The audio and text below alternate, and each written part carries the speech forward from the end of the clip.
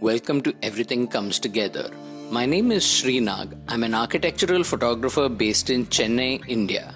My guest today is architect V. Balaji, currently a professor design chair at Miyasi Academy of Architecture and a former partner at Bharat and Associates. In the interest of maximum COVID safety, this interview was recorded outside, so you may hear more ambient sounds than normal. On Everything Comes Together, I'll be speaking with people in the broader photography, architecture, and design communities. Rather than only talking about their work, we will be talking about them, their personal journey, the challenges they overcame, and the most pivotal incidents in their lives that made them who they are today. So now, let's get to it. It's not every day that you'd get to deep dive into the life of someone who has both over 50 years of experience in architectural practice and is also faculty of an architecture college. V. Balaji's footprint on the architectural landscape of Chennai extends from being a partner in one of the city's heralded firms to molding talented architects into the future. Among many other topics, he opens up about his entry into architecture in the 1960s, being a part of a 6-partner firm for over 40 years, and the importance of a good education in the subject. My mother studied only up to SSLC, but she passed her SSLC at the age of 13 and a half or something. But for the fact that in those days, girls got married fairly young. And if I recall correctly, there was a clause in her mark sheet saying that she could not go into college until the age of 16 or something like that. Mm-hmm. That is, she was given her SSLC certificate, but conditional that she doesn't go into college before the age of 16. That was part of the certificate? Yes, it was part of the certificate in those days. Okay. Because she had graduated from school at the age of 13 and a half. So at 16, she got married. Sorry, how did she graduate from school at 13 and a half? I'm not sure. I think she got double promotion twice or some such thing. My mother is very intelligent, okay. Very academically gifted. No, she is very good at applying herself. Okay. Even today, she's 90 plus. Okay. But even today, she's very interested in everything that is happening around her. Reads a lot. She's a voracious reader. Follows the news, follows sports, and is in touch with a lot of people. I think she would have done extremely well at higher studies, but she didn't do that. Okay. She got married and was a homemaker after that. My father was a chemical engineer, and he worked for Tomco's, that is Tomco Tata Oil Mills. I'm not sure. I think it was his first job. And he stayed with the firm right up till the end, till he retired. Okay. So, we were originally at Ernakulam. And my early childhood was there. Ernakulam, as you probably know, is a backwater town. Yes. It's a city today. In those days, it was a town. And while I was growing up, the place was idyllic, very peaceful, even today it is beautiful, but not as beautiful as it was then. Okay. We were living in the company quarters. Tata's had a very beautiful colony over there. I grew up over there. Did the first year of my schooling in Ernakulam, Malayalam medium. And when I was 6, my father was transferred to Bombay. Okay, so that would have been a very different experience. Yes, it was a totally different experience. Where I was living, I didn't have people who spoke either Tamil or Malayalam.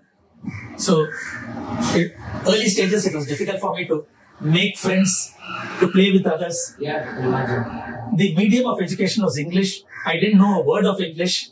So, I would be sort of, letter by letter trying to follow what was being taught. And I would be in the second or third sentence of the page when the teacher would have moved on to the next page.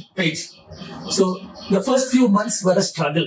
But in the school where I was studying, there was a Malayali teacher who realized what I was going through and was very helpful to me. Okay. And at home, my parents realized what I was going through. And so they helped me learn English. I was required to speak to them in English at home. I was provided with storybooks and what not to read. So in a few months, I was able to cope. The half-yearly exams, I think out of sheer pity, I was given a pass. As the names were being read out, I was the last name of the past students in that list. The next exam, which was a few months later, mine was the first name called out, and I was not even prepared for it. It had to be called several times because I was expecting my name to come somewhere down this one. Yeah. And I still remember that I got that mark sheet and I got onto a bus. Oh, that's another thing. Bombay taught me to be self-reliant. Even at that very young age, we went there when I was 6. And the incident I'm talking about, I was around 7. I had caught a bus, a public bus, got down, and I remember running all the way home, panting, because I had this pink slip which denoted one of the top ranks, and I had the first rank in the class. I can't tell you how excited I was. Anyhow, there was one instance where I felt that, look, hard work does pay. If one works hard enough, if you put your mind to something and you're willing to work at it, yes, you can make it work. So, big shift, new language, but I started coping with it. By then, I started making friends in the neighborhood. So, I had friends who spoke different languages. I was becoming a little more comfortable speaking Hindi. And if I remember correctly, from the second standard itself, we were required to learn Marathi also. Okay. So I learned several languages, but it was in Bombay that this thing started. And how many years were you in Bombay? We were in Bombay for 8 years. Okay. So most of my schooling was in Bombay, English medium. In school, I had to learn 4 languages, which didn't include Tamil and Malayalam. So, I think totally I have learned 8 languages. So in school, did you study anything that helped you later on in architecture? Did you have any experiences with that? Yeah. The curriculum included 14 subjects. And there were several subjects which we had to participate. The marks for, passing, failing was, I don't think it was that much of a criteria. If you failed in all of them, I don't know what would happen. But passing, failing was not the criteria. We had to be exposed to many things. So drawing was one of them. And again, you asked me about connection with architecture. Yeah. Drawing is the only subject that I have ever failed in school. So drawing is the only subject? Yes, it is the only subject. I failed in drawing. I got 11 marks out of 100 in the first terminal exam.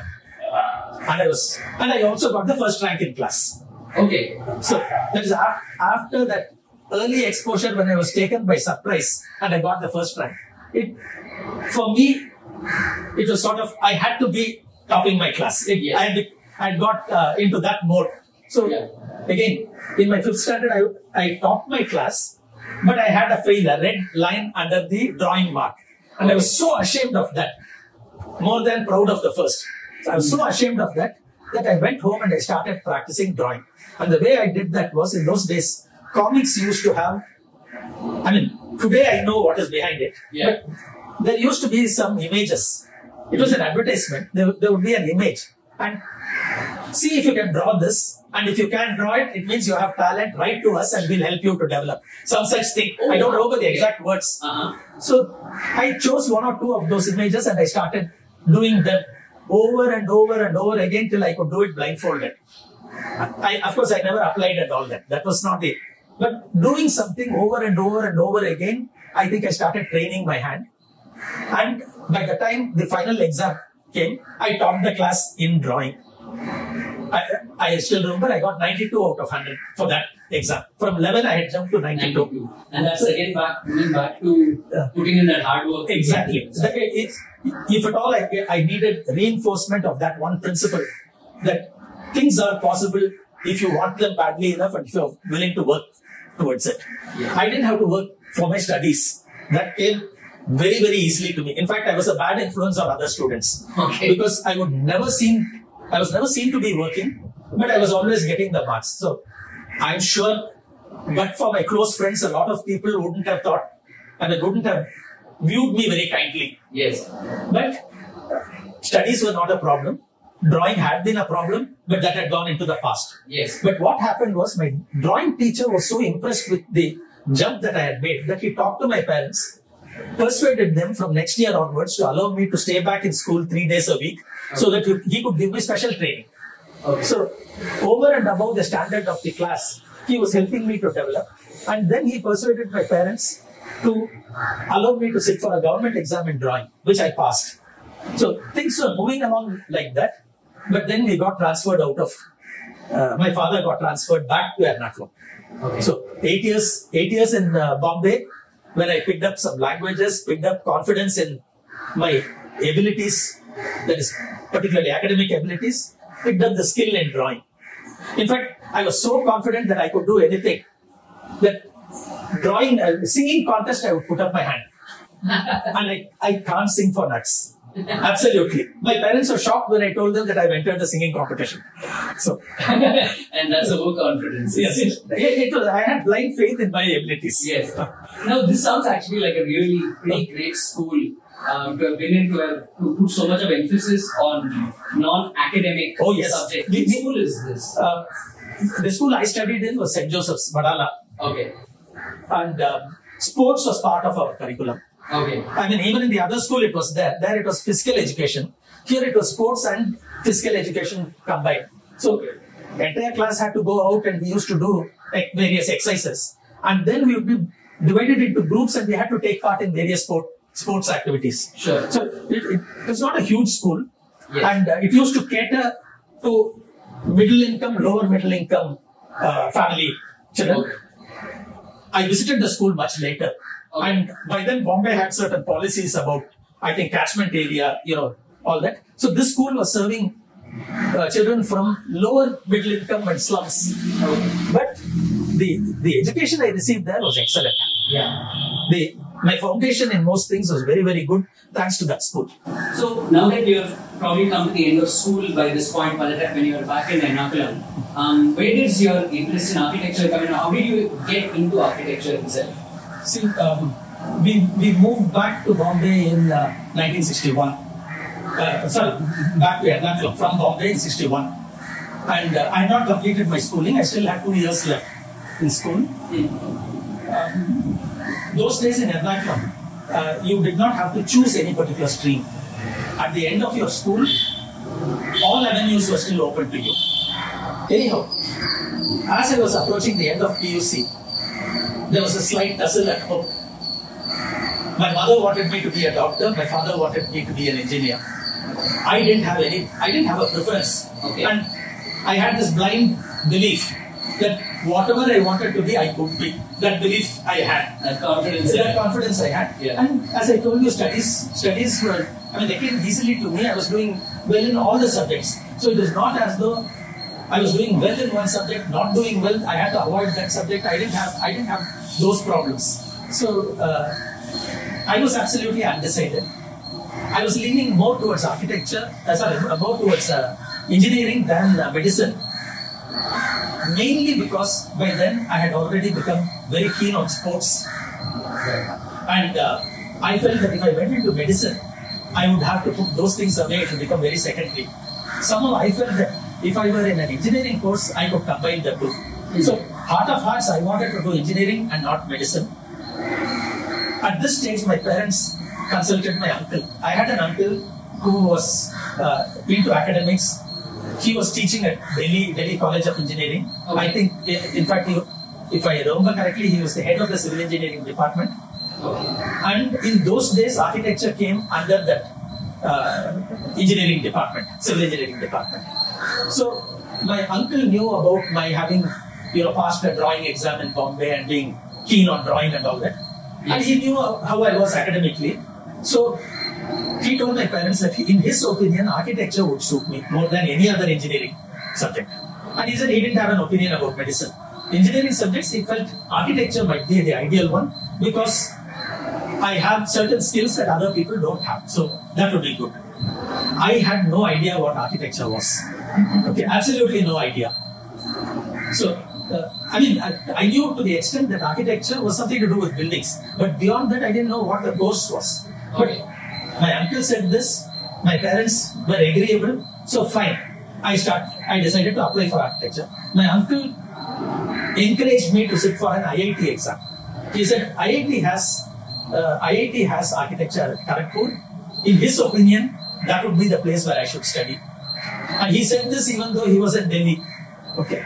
Of course, I didn't know at that point in time that architecture was there under him in Delhi. I didn't know that. Okay. So he said, sit for this entrance exam in IIT and you should try and get in there. Of course, you can also apply to other colleges. And with that, he went away. He was in Delhi. So there were very few examination centers. And also there was a huge difference in the standard. That is, the question paper was set based on the higher secondary syllabus, which was so much higher than what we had in Kerala. Okay. So I went to Delhi, stayed with my uncle for over a month, borrowed books from a neighbor who was also taking the IIT entrance exam. So borrowed his books, and each book was about this thick. Yeah. Several books. We had organic chemistry, inorganic chemistry, physics, maths. English was one thing. I didn't need to do anything about it. So I used to study for something like probably 12 hours a day or maybe more than that. Wow. Morning till night, till I went to bed, I would be doing only this. And my head was really swimming by the time the exams came. I could only go through everything once. My uncle, when he came back from his college, evenings he would sit with me and try to guide me a little bit. So finally the exams came and I felt I had done very badly.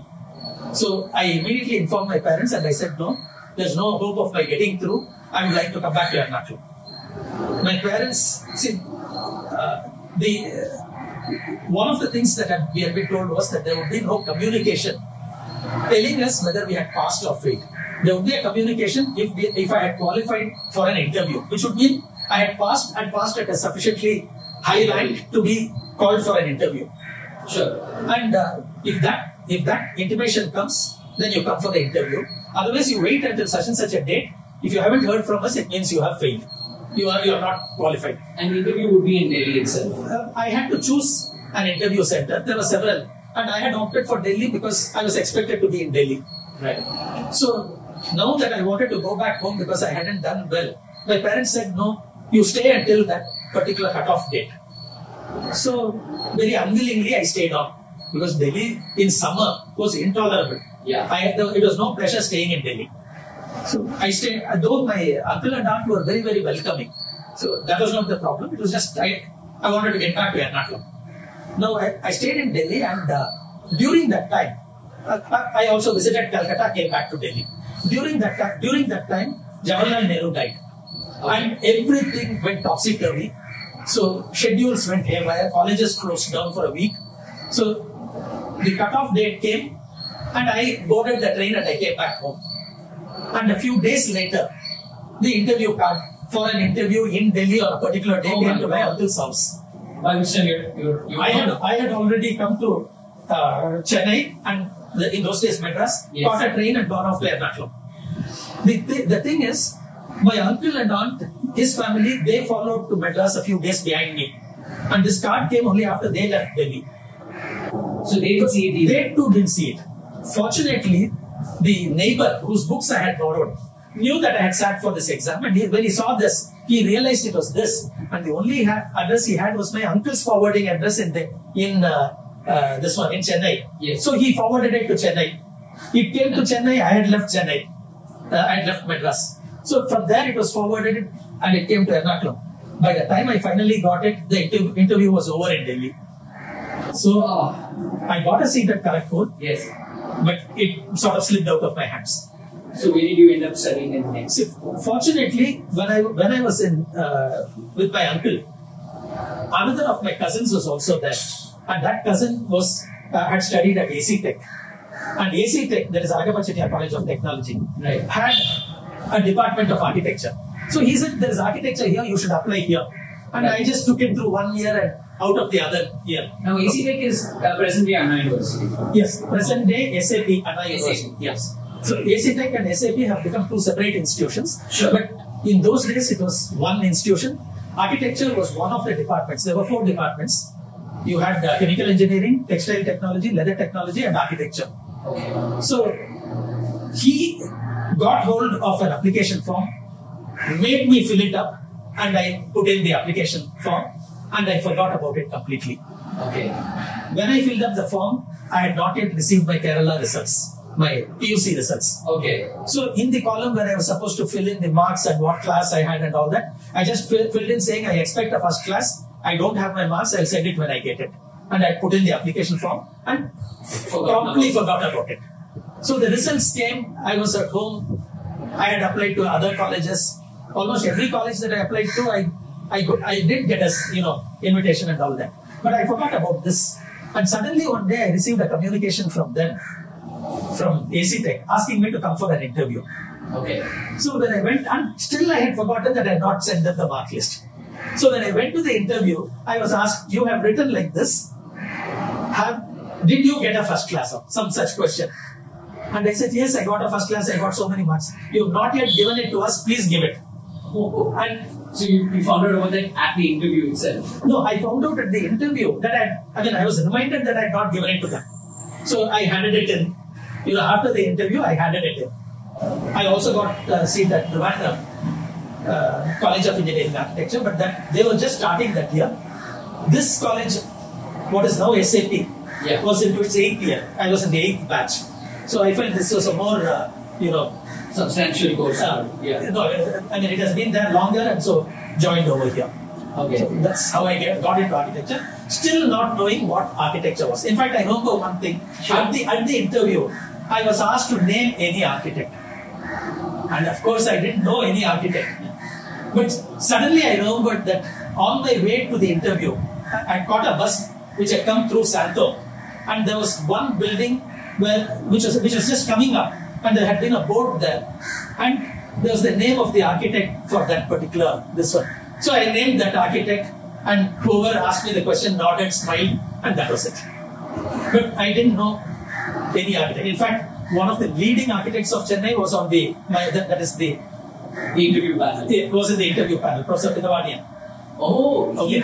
He was one of the people. He was the person who asked the question, or I don't remember, maybe it was someone else. Right. But he just sort of smiled, the others nodded their heads. But I had named some other architect. Yes. Because that was the only name, and even that, it was only because I noticed it. If you hadn't noticed If I hadn't noticed it, I would have said I don't know any architect. Right. So how was your experience at AC Tech? Oh, it was wonderful. Right. It was a 5-year course. 4 of my 5 years were absolutely wonderful. Okay. My 5th year, I was miserable in college, but that's for some other reason. Sure. One of the things which I found very, very good about studying in this particular college, as I told you, we had 4 departments, and we had a common hostel. So I made a lot of friends from the other departments, and these are my lifelong friends. Apart from the architects no architects, the students who then studied with me, with whom also I have lifelong friendship. I have friends from the other community of chemical engineers, leather technology, textile technology. I'm very much in touch with all of them, with a very large number of them even today. Yes. And I personally think that living together, studying together, for an architect it is particularly helpful, because if we were studying in a campus which was exclusive to architects, all my friends would have been only architects, who later in life would be either my colleagues or my competitors. Yes. Not the people who give me jobs. Whereas I grew up in an environment where many of my friends later became my clients, or they worked in companies where they persuaded the companies and said, look, I know so and so for such and such, such a long time, and I know that firm is very capable. They have these people. Those benefits are there. Yeah. It also rounds out your personality. You get to hear and learn many other things. So currently, in the educational system, and I think this is encouraged by the Council of Architecture, there is architecture institutions are supposed to be standalone institutions. They are supposed to not be under a common, yes. What shall I say? An independent campus or total autonomy. It can be autonomy under a university, but architecture itself must have autonomy. Okay. I think autonomy is fine, but studying along with other disciplines, I think, is a better system. Yes, and it also broadens your horizons, broadens the type of people you interact with. Absolutely. Yes. So I'm all in favor of the earlier thing. Yeah. I understand that a chemical engineer or a textile technologist or a leather technologist should not be taking decisions on how architecture is taught. That I totally buy. Yes. Okay. Architects know best how architecture should be taught. That is something, yes, I subscribe to. Sure. But architects need to interact with people from other disciplines and form long-term friendships with them. Yes, that is something that I think is very important. So now that you also have a lot of experience with an educational on the education side as well, as a teacher or as a mentor, do you think students today as well have to make a jump from school to an architecture college, or is it a little bit of a smoother transition? No, I think even today, students, when they come into an architecture college, many of them will come without knowing what they are in for. A few might have had exposure because there are more architects around. They would have talked to other people. These days, it's so difficult to get seats in colleges. Not the way it was when I was a student, when I got into the college. Yeah. But these days, it is so difficult that parents and students invest a lot of time in finding out more about the courses that they are going into and what will happen. So quite a few students will come in knowing what to expect. And still it will be a surprise for them. But a much larger number will come in without even knowing how this course is going to be. And for them, it will be as much of a shock as it was for me. Okay. The way architecture is taught is different. What you learn in the first year is very different from what your classmates, that is your classmates in 12th standard, will be learning in their courses, whether it is engineering, medicine, chemistry, physics, arts, economics, whatever. The way things are taught and the way you study is somewhat similar to what you were doing in school. It's very different in architecture. Okay. So that first year, there is a shock for students. Sure. And that is the time when teachers have to be really good. The faculty, you need faculty who are really specialists in teaching basic design and dealing with these fresh students. Yes. That is absolutely important in an architectural college. So when you were in college, you must have done a few internships, I assume. Oh, yes. Could you expand a little on that briefly? In my enthusiasm, went and tried to start my internship in my first summer. It's a summer vacation. Okay. So this was in Ernakulam. I went to the office of one Mr. KG Sukumaran. I didn't know anything else except that I noticed his name while cycling to my school and college. So I knew there was a KG Sukumaran architect. So I walked up to his office, asked, and he said, "Are you sure you want to do? Are you sure?" He asked me many times. And then when I was very insistent, he said, "Okay, you come." So I went there. I was given some work. I tried to do the work diligently. I found it difficult because I really didn't know how to do it. Yeah. I was given something to draw and I kept doing it. And I found it extremely boring. I felt I was not learning anything. This went on for about 2 weeks. Then I decided that, look, the rest of my life I'm going to be working.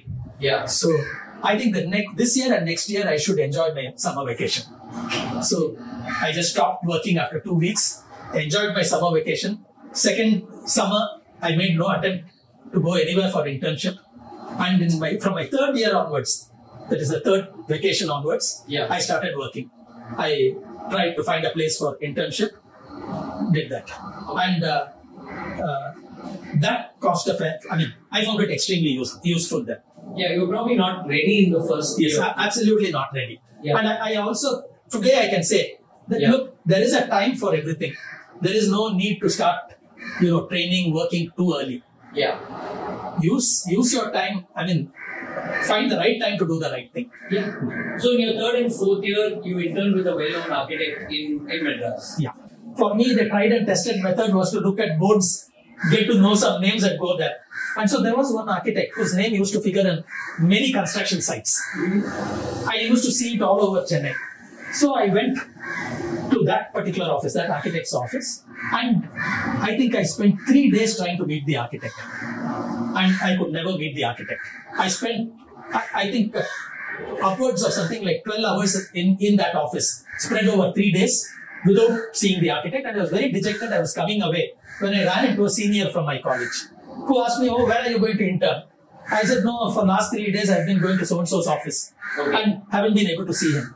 And so the senior said, "My God, you wanted to go to that office. I'm glad you didn't get to see him.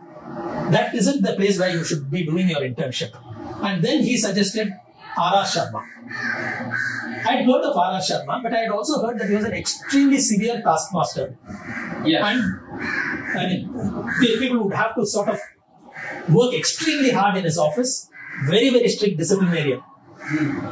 And I had heard many people say that is not a place to go for internship. You should go to a place where you can also Relax a bit. Yeah. Others had said this. So the senior said, "Nothing doing.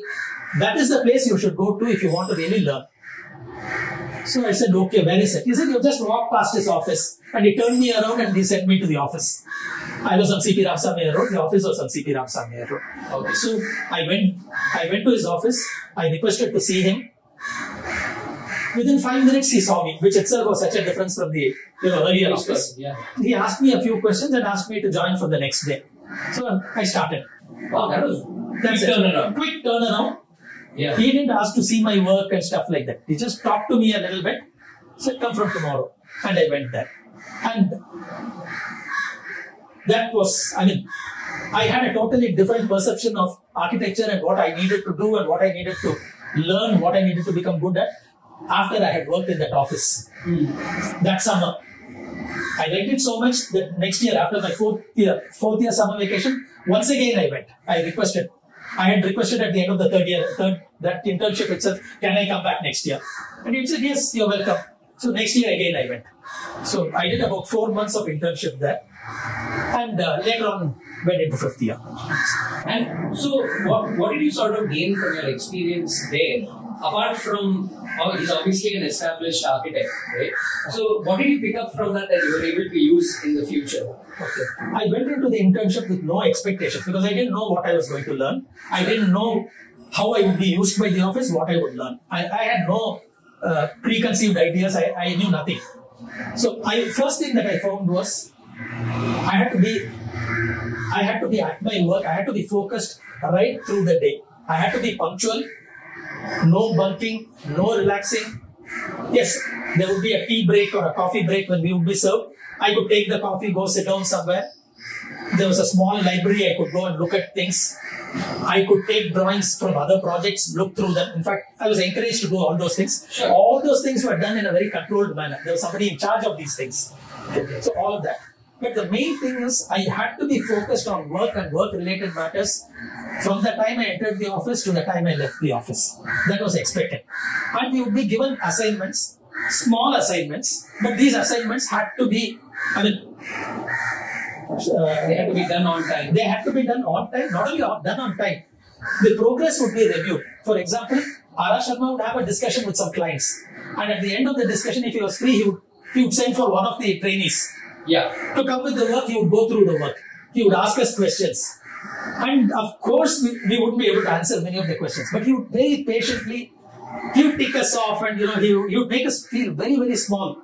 But he would painstakingly explain things to us, teach us why we were doing something in a particular manner. Yes. What is the reason to do it? How was it important in the overall scheme of things? Yeah. That way. I don't know how other offices function. But R.R. Sharma's office, I didn't have to do much. That is, I was not designing buildings. The maximum I went was to design components of a building. It might be a door, it might be a handrail, it might, small components. Yes. Or a part of a garden, little things. But what I learned was, it is paying attention to all these little things that ultimately produces the big, good, full, good architecture. Yeah. There is one scale on which you think initially, and then you have to start thinking, keep coming down in scale and design and detail every single one of those. And the other thing I learned in this office was how important it was to do very correct technical drawings. The importance of we have subjects. We have whatever subjects we had then, we have it even now. Okay. So students are taught to draw and represent many things so that contractors can look at them and execute the work. But the importance of doing this in a technically correct manner with all the required information without unnecessary information. Both parts are equally important. If you have a drawing which is filled with information, out of which more than 50% is really unnecessary, then it actually takes away from the effectiveness of the drawing. Yeah. Or if you have a drawing which does not have key information, again the drawing is useless. Yes. So these are things that I learned during my internship in R.R. Sharma's office. That is something that I don't know whether every office teaches this, but it is something later on, after I actually became an architect and students would come to my office to learn. Yes. This is something that I try to keep in mind. I try to remember whatever I had learned and how I had been taught in Sharma's office, and tried to do all these things for the students later on. Okay. When they came to Bharat and Associates, that's the firm that I worked in. Yes, Bharat and Associates. Yeah, Bharat and Associates. This is what I kept in mind. Sure. And hopefully I did half as good a job as Sharma did. Sharma was wonderful this way. At this point, it sort of points you in that direction, right? So how did you happen to come in contact with Mr. Bharat, and how did you end up, Okay. I came in contact with Bharat because Bharat married my classmate. Okay. Okay. Jayashree was my classmate. Jayashree, who's later one of the partners of Bharat and Associates. Jayashree was my classmate, and Bharat married her. And so I met Bharat for the first time, I think at his wedding. Okay. And later when we were invited to his house, Jayashree invited all her classmates. So I went there to Bharat's house, met Bharat. I already knew Bharat's brother because he was doing chemical engineering in AC Tech. Okay. He was very keen on sports. I was very keen on sports. So we were already, we knew each other very well. But I didn't know that he had a brother named Bharat at that time. I only knew him. Okay. And went to Bharat's house, met all of them. My next contact with Bharat was when towards the end of my 5th year, Bharat came to the hostel, my college hostel, and invited me to join. He had started a firm on his own. So he and his cousin together had formed a firm called Bharat and Associates. At that time with no employees. Okay. So it was the two partners, and even this, they were working out of Bharat's partner's house, that is Shivakumar, who, see, both Bharat and Shivakumar were working at Ellen Chittale's office. Yes. And together they had decided to start on their own. And so they decided that one of them would take off, that is, would resign and start working full time. And the other person would continue to work with Chittale and then, work beyond office hours and over weekends. And that is the way they would establish their firm. So Bharat was willing to toss for it. And Shivu told Bharat, no, you are newly married. So you need that income more than I do. I'll be sitting in my parents' house. So you continue with Chittale, draw your salary, which you will need. And I'll go sit at home and we'll work that way. We'll start the partnership that way. Okay. That is how they started their firm. Okay. So they had started the firm in 1967. And in 1969, probably around February or March, Bharat came to my hostel and invited me to join the firm. Okay. Now, the point was, but by then, I had already contacted a firm in Bangalore. I had written to them, I had gone, faced an interview, got a job in Bangalore. On the understanding that I would join them after my 5th year. So I told Bharat, sorry Bharat, I wish I had known earlier. I've already taken up a job. I'm joining Chandravarkar in Bangalore.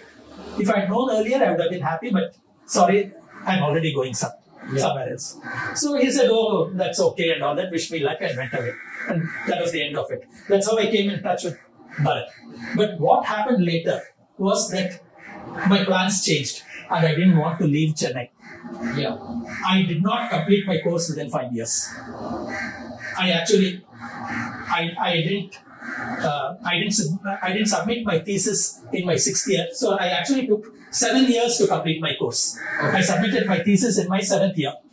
Okay. As a result, I decided that it wouldn't be such a good thing for me to leave Chennai and go away to Bangalore. I needed to be in Chennai in case I was required to interact with the college. Now, in those days, we did not have the system of reviews. Today, if there is a student who is doing his thesis after the 10th semester, that student is required to enroll and has to come for all the reviews. When I was a student, we did not have the system of reviews. Yes, we were assigned a supervisor. In those days, the supervisor was known as a guide. We were assigned a guide. But the interaction with the guide was not as intensive and as structured as it is today. Sure. But still, I felt it would be better for me to be in Chennai. And therefore, I wrote to Chandavarkar and said, circumstances have changed. I am no longer able to come to Bangalore, so I'm staying on in Chennai. And I went to Bharat. Yeah. I told him, Bharat, I am now available, so I'm willing to come from tomorrow. Right. Okay. And when I did that, I got a rude shock. Bharat said, look, when you said you are not coming, I have already employed someone else. And this office, neither is my space large enough, nor is my practice large enough for me to support two employees. Yes. So I just thought for a moment, then I told Bharat, look, there's a requirement that I have to do internship. So let me intern with you. You don't pay me a salary. I will be here. And as for space, I will manage somehow. Even if you can't provide me place and all that, somehow I will manage. Let me work in your office and learn. Okay. So that is how I started. I worked for a year without a salary. A full year. A full year without a salary. Okay. Not because Bharat was stingy or anything. It just wasn't practical. He couldn't afford to pay. The practice couldn't support it. And yes, I was willing to work. In fact, I would say more out of kindness, he found work which I could do and learn with him. Okay. That's how I started. Could you just talk about your experience of working in the Bharat Associates environment? Okay. When I joined Bharat, the firm was Bharat and Shivakumar. Okay. They were partners. Bharat, when I had said that I can't join him, he had picked one of my classmates to be his employee. Yes. So my own classmate was there as my senior within the firm. That's to say, he was an employee, I was an intern. Okay. But Bharat never, even though he was not paying me a salary, even though I had not graduated, it made no difference to Bharat. Okay. He also knew the background of my not having graduated and all that. So it made absolutely no difference to him. And he was entrusting me, that is with the same responsibilities that he was given to a person who had passed the exam and had joined the firm. Yes. And Bharat had this quality. He continued to have this quality right till the end of trusting people to deliver on a job that was given to them. I mean, of course, he would use his judgment before giving some work to somebody. But after that, there was no looking over somebody's shoulder or doubting whether they could do it. So, right from the start, Bharat used to give us, the two of us, work which was, when it was given to us, both of us would think, how are we to do that? We don't have enough knowledge. Yeah. But invariably, we would find out how to do it and get it done. And that was part of your learning process. That was part of our learning process. And of course, yes, both the partners would sort of, as we were doing, if we did something wrong, they would point out how it should be done and all that. But we learned on the job. The office was so small that if a contractor came in for discussion, or a client came in for discussion, I had to get off my chair and offer the chair to them. So I would sit on the windowsill and work from there. I would still use my table, but I would sit on the windowsill and work from there. Yeah. And if more than one person, visitor came to the office, client and contractor, or consultant and client, whatever, then two of us employees, when Gonzaga was there, both of us would go to the corridor because we couldn't. Yeah. That is, one of the visitors would take a window seat, the other person would take the chair. Okay. It was such a tiny office. Mm. We were on the first floor of Greens Road. Okay. And from there, again, through the goodness, kindness of one of our clients, for whom we were doing some work at Luss, we were converting that person's bungalow into a residence on the first floor and a bank on the ground floor. So this person told us that he had a garage which also needed to be renovated, but he was willing to allow us to design the first floor above the garage. In those days, the rules allowed us to construct on top of the garage on the edge of the compound. Okay. Today, the rules do not permit this. Okay. But in those days, it was permitted. So he said, look, you can design that portion to suit your requirements as an office. My requirement is space to park two vehicles. What you do above that is your responsibility. I will finance it. You don't have to put in the money. And at the end, you just leave it and go away. And we'll fix up a reasonable rent for you. That is It was a godfather. Yeah. Very kind, this one, and that is how we started. Sure. So we moved into a designed office But by that time, the office had grown. Yeah. So it was Bharat, and I think by then Bharat had 4 employees. The office was designed for all of us. Each of us had individual tables. It was a very cute office, extremely cute office. Coming back to the work atmosphere, Bharat was a wonderful employer. I mean, I can't think of a better employer. One was his trust in people generally, and the amount of encouragement he gave to his employees, not only to us who had graduated from the same institution and maybe came out of a somewhat similar background, but to total strangers who came into the office later also. His attitude towards people and employees never changed. Yeah. And so much so that most of the time people who joined Bharat and Associates didn't leave it. Okay. We only kept growing year by year. Year after year, we kept growing. Of course, the core, that is what became, what was Bharat and Associates, what was Bharat, that is first Bharat and Shivakumar became Vijay Bharat Architect. Then it became Bharat and Associates, not because we said, look, why should we work as your employees? Bharat decided, he said, look, I want you to continue being with me, and I don't want you to be my employees forever. So, from such and such a date, you are going to be my associates, and you will have a share in the profit. I mean, it was sprung on us. Offered it to you directly. It was sprung on us. I wouldn't even say offered. It was not, if you want. It was You given are. to you. It was given to us. Okay. Okay, so we became associates, and later we became partners. And incidentally, much later, some of the other employees, like the secretaries, the accountant, they were made associates. How was it when you were working with? I think you had at this after a couple of years, you probably ended up now with 5 more partners, including yourself, right? So, what was that experience like working with so many of your peers who are obviously also talented in their own particular style of architecture? What was that like? Almost right from the beginning. When I say right from the beginning, obviously not in the first or second year, but the moment we were capable of handling a project on their own, and always Bharat felt we were capable of handling a project on our own earlier than we ourselves felt it. Sure. So, from the time we started handling projects on our own, we handled every aspect of the project, right from the initial client discussions, going through the design stage until the design was frozen, doing the drawings for the sanctions, getting them prepared. We were doing all the drawings ourselves. We didn't have employees to do work for us in those early days. Yeah. So every one of these, the sketch schemes, or what we today refer to as the concept drawings, and then the presentation drawings, then the submission drawings, the drawings with which contractors quoted, then the drawings which were prepared for execution, detailed drawings, integration of services, the drawings that are required for that. Every one of these things was done by each of us for our projects. Yeah. Occasionally, when a project was very complex or which required slightly different skills, two partners would team up together. But even in that, it would be one partner's project with the other partner supporting that partner. Mm-hmm. So that is the way we work. There was a time when I in fact asked Bharat, look, each of us, we are better at certain things and not as good at certain other things. So do you think we should change over to a different style of working, each of us handling specific aspects of one project? And Bharat, I don't even think he spent a lot of time thinking about it. He said, no, I think the way we are working works for us. Let us just continue as we are doing.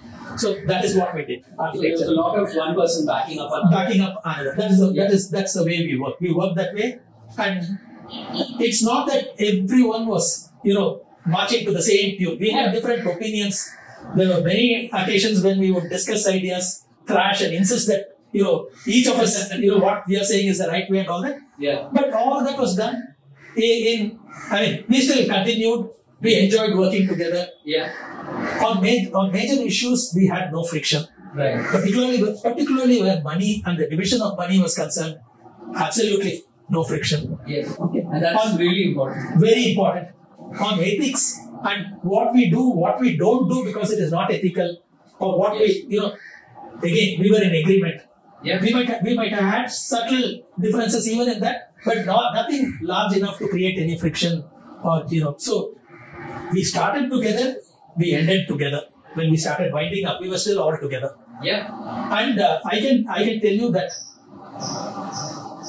if I had not been with this group of people, many of them were friends even before we became associates and partners. It's been a pleasure. It's been the best part of my life to have been, spending it with them. Yes.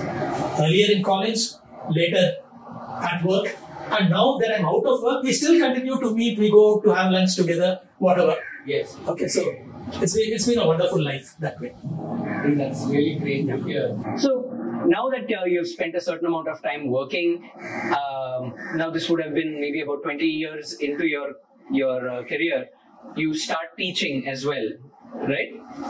This started, I don't even remember when it started, but sometime in the 80s or early 90s, I must have fallen into this role. But actually going into a college and interacting with students started, I think, towards the end of 1990. So something like 20 to 22, 23 years ago. Yes. That is when it started. Okay. So what was your experience like teaching students or interacting with them? Because I find it to be a very enriching experience working with any sort of a student, teaching anything, or my own research before a class, So what was it like for you? How did you really, how were you involved in it from an early stage? I agree with you totally that it's a very enriching experience, but I would qualify it by saying it's not enriching to teach students. It is a very enriching experience to interact with students. Yes. Because I have not been teaching students within quotes. To start with, and I am extremely grateful to Professor Harris at that time of SAP for inviting me to come and evaluate some work done by the students. Okay. And that is how I started going into an institution and meeting students. So that evaluation was through a series of discussions with the students to find out how much they had learned, what they had done, how much had they gained from it. That is the way it started. Yeah. And even at that stage, I found it a very enriching experience. Yes. Because it was enriching because it taught me how much better, what could I do for the trainees who come to my office. Yeah. Okay, it started with that. And I never received feedback about whether what I was doing. That is, I was called in to do a job, but at no time in any of the institutions that I went to did I receive feedback whether they were happy with what I had done or not. Okay. And this for me was an extremely worrying thing. But the fact that I was called again and again led me to believe that, okay, maybe I'm doing okay. So anyhow, after 1 or 2 years, I was invited by SAP to come and review the thesis work of students. Okay. And that is the time when I learned about this very structured method of taking students through their thesis, which had not been there when I was a student. At first, I started doing this only for SAP. Then I was invited by MIASI, SRM, Hindustan. I don't know if I'm leaving out some college. I think these are the colleges I've been to. Okay. So I've been there to review thesis work. Then I retired from Bharat and Associates. I retired in 2014. No, I retired in 2013. Okay. And as soon as the director of MIASI heard about this, he sent word asking me whether suggesting that I could come and join MIASI. Okay. So I heard it. He didn't even tell. I don't think he told me. He told somebody else. I think he told Bharat or he told my daughter. And the news came to me. I just smiled, shrugged it off, and I didn't do anything about it. And then over the next few months, I received this message several times. So finally, I took the plunge and I went and met him. And he suggested that, look, instead of being idle, why don't you come and sit in the college? So I said, I don't know if I'm cut out to teach because I've not actually done teaching. He said, no, you have the experience, you come. So I asked him, what am I required to do? So he said, you have to be available to the students, guide them. Your experience is what we need here. Those were his words to me. So I wasn't given a specific framework. Okay. But I was given the designation of Professor Design Chair. Okay. So now I had to find out what does a design chair do. So nobody could tell me exactly what a design chair does. Yeah. Okay. But then I was told by the director, Professor Altaf, that he wanted me not only to be helpful to the students, but also to the faculty. Okay. He said, I want you to, that is, you have to be a mentor Yeah. I want you to mentor the faculty. I want you to be available as much as you can for the students. Okay. So fine. Yeah, after I had been in the college for a while, Yeah. then Altaf gave me specific portfolios to follow. Sure. Okay. For years, when I was coming there as a visiting faculty, Yeah. I had been I'd been pointing out what were the shortcomings of the students when I saw them as final year students. Yeah. Yeah. And I said one of the major things is something that needs to be corrected in the first year. It is, if you go wrong in the first year, these problems are going to continue till your final year. So I was told to handle the first year. Okay. And that is how it started. Now what happens is, in MIASI, I handle the first years when they come in, which is in the first semester. And in the second semester, I handle the final years who are into their thesis. And I try to see how the faculty teach. Syllabus is given to us. Yes. But that syllabus, each faculty may have a different way of presenting it and getting the best out of students. So I try to see how that is done, and I try to make suggestions about how they could do it better. Sure. And particularly in the first year, I spend a lot more time with the faculty because, as I've said, I think it is very critical. Yeah. It's like molding them before. Yeah. Yeah. Because of the experience I've had in reviewing thesis work for almost 20 plus years. Yes. After some initial hesitation, I have gone in, and I must say that I'm extremely happy. I enjoy working with students. I really enjoy that. Yes. I don't teach. Again, I need to say that. But Yes. one-on-one, we talk a lot. I talk to them about their projects.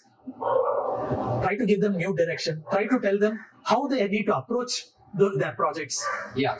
Also teach them about what they need to do outside of college. Because I think for an architect, what happens outside of college is also extremely important. I spoke earlier about forming friendships, Yes. which is your earliest stage of contact for your future clientele. These are the initial absolutely. things. So that is there. Ultimately, all my students are going to be, when they become architects, they are going to be designing a variety of buildings for a variety of users.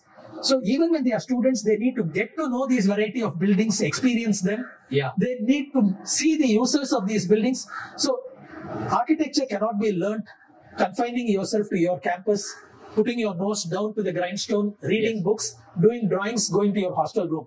You also need to go out and get exposed. It is absolutely necessary. It is that type of a course. Yes. Absolutely. Then one other thing about architecture. Sure. More than other fields, this is something which is driven by your work. Right. It's not your ability to understand alone. Your ability to grasp an idea, understand it. Architecture doesn't end there.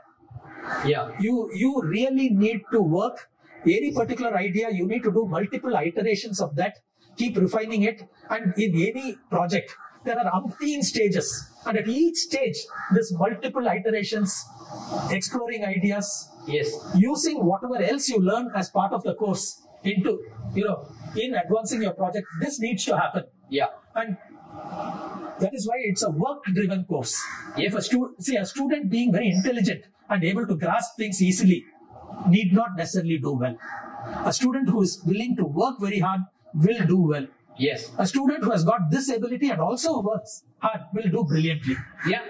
It's that type of a course. So, having been teaching for a few years, or working with students and working in an educational institution for a few years, and 40 plus years working in the industry, is there anything that you would have done differently in terms of what would you do differently if you had a practice today, or what would you advise students as well when they are entering practice for the first time?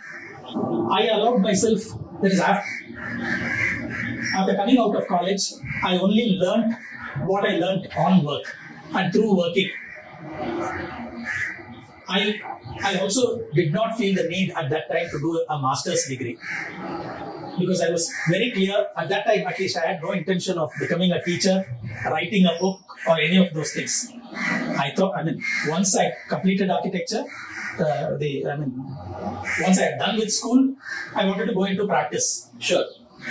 Ultimately practice on my own, but to start with working for somebody else. That is the way I thought and went into work. So undergraduate was enough for me. And I was not, this was not unusual. most of the people of that time, if they knew that they were going into practice, they did not bother to do masters. Now, today, I will tell my students, they definitely, 100%, they should not stop with undergraduate. Okay. Students must continue and get a master's degree. That is the minimum.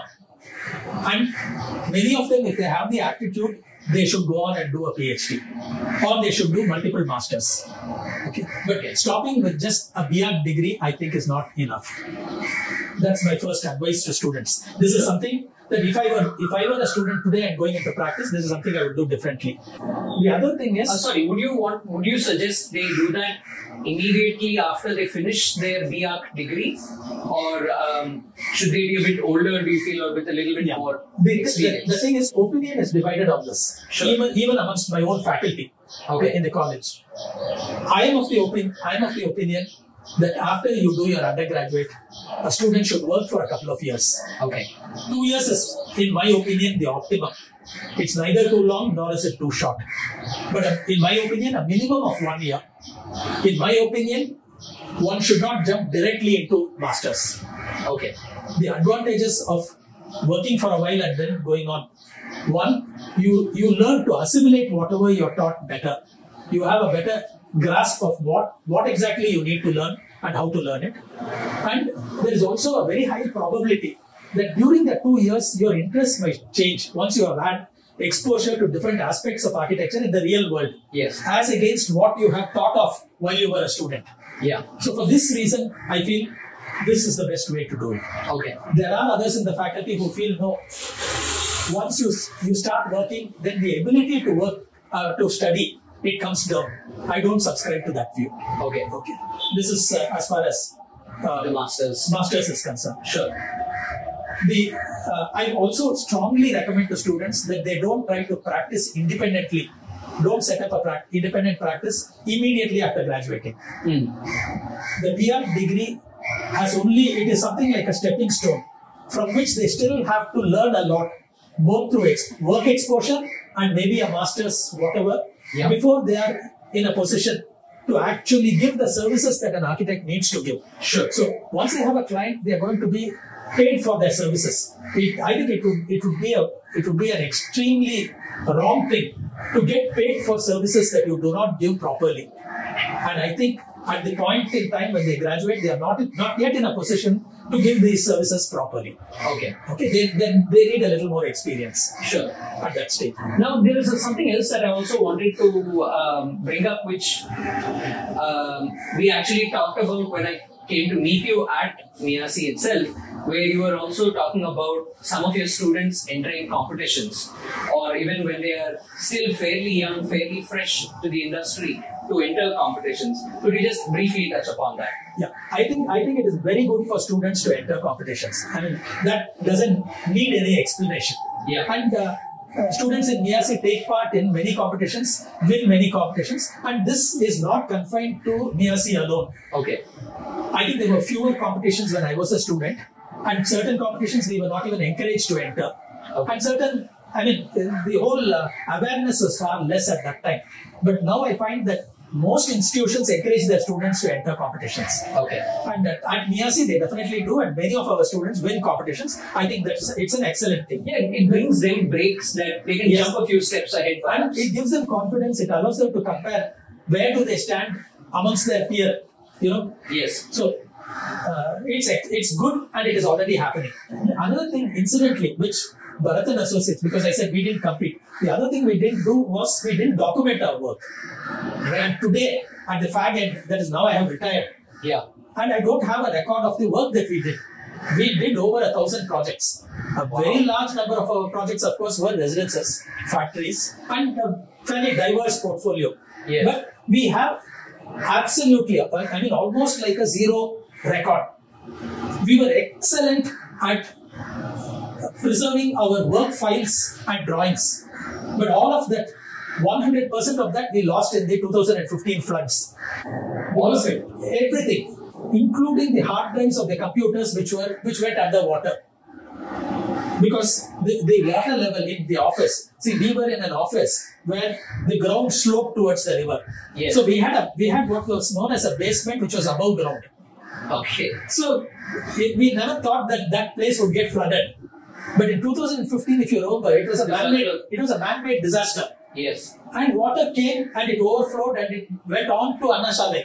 And this basement and a part of the ground floor was underwater. So we lost all the work which was on paper and all the work which was digitally stored. We lost. So we are now a firm which has existed for such a long time with hardly any records. I mean, there may be 1 or 2 records if they are there on the personal computers of people. That's about it. And I tried to retrieve, to check what I have at home, I couldn't find. That's where we stand. Oh my God, that is sad to hear. Yeah, it is well. So I'm coming back to this. Yes. For students and for people who are graduating and who are setting up practice, document your work, I would say. Document the work as you go along. Take photographs of your work. Take photographs of sites before you start working. If you're doing an alteration work, photograph the place extensively. Take photographs as you work. Document the work. Drawings and papers, correspondence that you will have. But also completed work. Document it. Get photographs taken professionally and store it in multiple places. Yes. Okay, this is my advice. Given that you are now working with a lot of students, and I have actually met some of the people who have spoken to you at PNC while they were students there, and they are practicing architects today. As I keep meeting a lot of architects day to day, I keep running into people who know you. Because we all know the community is very small and conversation always brings people up, and you come up fairly regularly in conversation with the younger architects. Now, given that you have so much, they have so much of exposure to you and you to them, where do you see architecture going in India? But more importantly, I know it's another 2-part question, but more importantly, where would you like architecture and design to go forward? First of all, for me, it is extremely heartening to hear that students or others speak well of me. Okay, I think I mentioned earlier in passing that when I first went to SAP, first went into an institution and I did what was required of me, not getting feedback on whether what I was doing was adequate or good or whatever. So what I've got from you now is some feedback. Yes. Okay. I think feedback is extremely important, and this is something that I try to ensure that my students receive from me. So if I think that a student is doing well, I make it a point to tell the student, yes, you're doing well. I think this is something that is absolutely important. Now, the first part of could you just restate the first part of your question? I got the second part. It was more about where do you see the Indian architecture scene going? Okay, architecture scene. See, unfortunately, I feel that there is too much of, whether it is client driven or architect driven, I'm not sure, but I see the too much of foreign influence in the sense that buildings which have been designed in other parts of the world being copied or emulated over here. Okay. I know from personal experience that very often it is a client who wants he wants us to put in a lot of glass. Right. Then let us say a completely glass sealed building is not called for over here. Or a building which is totally driven, there is air conditioned, needs a lot of energy to make it work. There are clients who ask for such buildings. Of course, they don't say, give me a building which takes a lot of energy. Yes. But the way they want us to design the building ends up in that. At least I used to find it. So, I would like our architecture to be totally influenced by the context, by the geography, by the climate. I also feel that the character of a place, yes, that character also needs to drive the architecture of the place. I'm not saying build in Pallava tradition over here. That is not what I'm trying to tell you. yes. Okay, there can be modern buildings, but don't build buildings which don't give the feeling of Chennai when a person is in Chennai. Don't build, when a person enters a town or a city, that city, the architecture of the place must have a certain flavor so that a person knows that he is in that particular place. It should be the cultural identity. That identity should be there. It needs to be there at the national level, regional level, and to an extent at the smaller level also. So that is one direction in which I would like architecture to go, and not into the current trend of international architecture where you could be in any city and unless you know where you are, if for any reason you are disoriented, you don't know where you are because the architecture doesn't give you a clue. I don't like that type of architecture. The other thing is, too much of the architecture and the designing that is done today is the designing of mechanically driven buildings, mechanically serviced in the sense air-conditioned buildings, non-ventilated buildings, sewage, drainage, this one, water supply, everything, not gravity-driven but power-driven. Everything depends on power, electricity, technology to make the building work. Mm-hmm. I would like architecture to be done in such a way, that is the designing to be done in such a way that building works by itself with minimal mechanical intervention, technological intervention, working with nature and what nature provides, and all this technology and electricity and power, whatever, coming in to support this, to supplement this. Not a situation where if that is not there, the building won't work at all. That type of an architecture is something, I see the trend towards that quite a bit, both among students and even in finished work, which I see by practicing architects. And that is something I think we should definitely, we should move away from that. It is something that has to be avoided. Having said this, there are a number of architects who feel the same way as I do. And so within the architectural community, there are many architects who practice everything that I speak about now. Yes. As you said earlier, responsible architecture. Yes, there are many responsible architects, but equally there are very many irresponsible architects also. Yeah.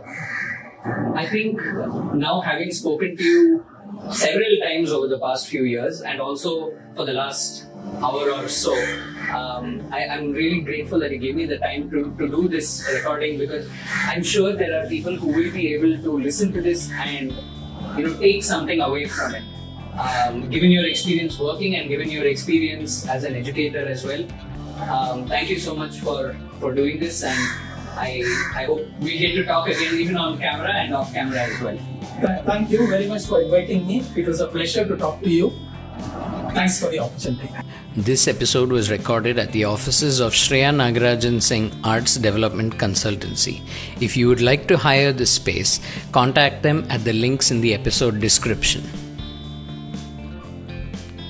To watch this and other episodes of the show, please subscribe to Srinag Pictures on YouTube, or you can listen to the audio podcast by subscribing to Everything Comes Together on Apple Podcasts, Google Podcasts, Spotify, or on the podcast app of your choice.